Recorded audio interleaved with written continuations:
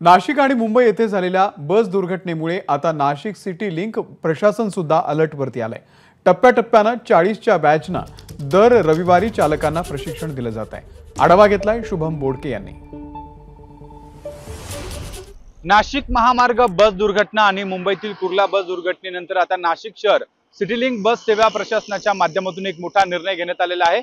आपण जर बघतोय तर मोठ्या प्रमाणात नाशिकमध्ये सिटी लिंक बस सेवा या नाशिककरांच्या सेवेत आहे आणि या सिटी लिंक बस सेवेच्या माध्यमातून नाशिक शहराला जी आहे ती वाहतुकीची सेवा पुरवली जाते। मात्र या बस दुर्घटनेनंतर आता नाशिकमधील शहर बस सेवा प्रशासनाने एक मोठा निर्णय घेतलेला आहे।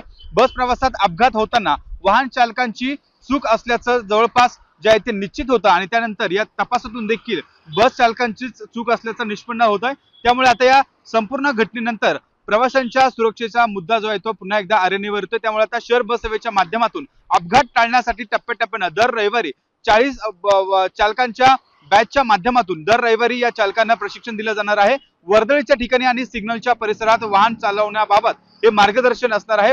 वाहतूक क्षेत्रातील तज्ञ व्यक्तींकडून या वाहतूक चालकांना या प्रशासनाच्या माध्यमातून ते प्रशिक्षण दिलं जाणार आहे। त्यामुळे आता सिटी लिंक प्रशासनाने हा घेतलेला निर्णय येणाऱ्या काळामध्ये बस दुर्घटना टाळण्यासाठी महत्त्वाचा असणार अशी चर्चा आता नाशिकमध्ये सुरू झाली आहे।